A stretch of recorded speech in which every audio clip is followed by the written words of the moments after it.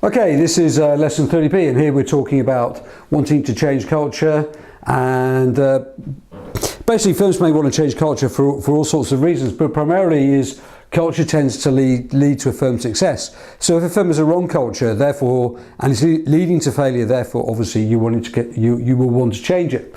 Now, particularly when a firm has a merger with another firm. Now, when firms do merge, mergers don't tend to work. In fact, 70% of all mergers tend to fail in terms of their shareholder value. The share price goes down after they've merged.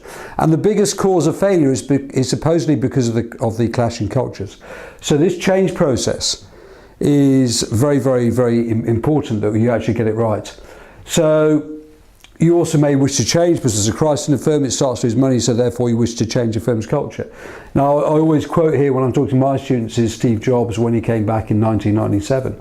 And he immediately implemented a power culture because there were things that needed to change straight away for that firm to survive.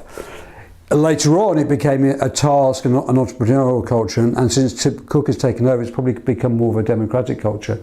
But the culture that he implemented, the task, the innovative culture, the design culture, if you like, has continued to stay with that firm. Now, clearly, every firm is going to need an entrepreneurial culture. It's how far that entrepreneurial culture goes. In the case of RBS, clearly that went too far because that entrepreneurial culture really became a casino culture where they just took massive risks all of the time. So this is where we move on to the subject of change management, which is planning, implementing, controlling, reviewing the movement of an organisation from its current state to a new one. And quite a radical form of that is business process re-engineering, where you fundamentally rethink the whole business model and rethink all the processes, and you completely redesign the process of a business.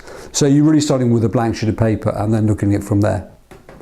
So understanding the change process, we have to understand where we are now, why the change is necessary, ensure resources are in place, give maximum warning of change, involve all staff in the change process, communicate with people all the time to say what's going on, what are the benefits, why you're having to change. Introduce initial changes that bring quick results, train the staff, sell the benefits, remember individuals within that whole process and support them as they go through it. Because it's obviously not easy because generally 9% of people do not like change. And I refer back here to Lewin's force field analysis. There will be forces for change and there will be forces against change. And if the forces against change are stronger than the forces for change, clearly it isn't going to work. In the next session we are going to suggest what the leader needs to do, but the most important thing is of visionary leadership, that the leader can make a statement as to what is required for that organisation to change around. Okay, thank you very much.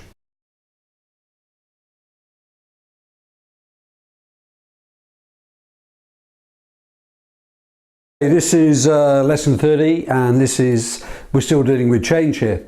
I think the absolute key phrase here is lead change, do not just manage it. Okay, so you really got to set out a clear vision of what you want to do to create that feeling of momentum. But you don't just set out a vision, you've got to do more than that. You've got to create an effective project team, you've got to communicate the change vision, you've got to empower people to take action. So you set the vision, you create a project team, you communicate that vision again and again and again, you empower people to take action, you generate short-term gains so that people can see what the benefits of that change are, you consolidate change, and ultimately you try and build a culture of change within the organisation. So that's the logic behind a change program, because it is one of the hardest things to do in business. There will be a lot of resistance to change, the fear of the unknown. 90% of people do not like change in the first place. People will losing something of value, their job titles will change, there'll be a lack of trust, inertia, and the false benefits about the need for change. If people don't recognise the actual benefits and they believe that the benefits are not as the leadership team say they are, then they're going to resist that change. Okay, so that's the reason why we're going to resist it. And finally, from there, a business could have a contingency plan. And within that contingency plan, what you do is there are 4 steps. You identify potential disasters.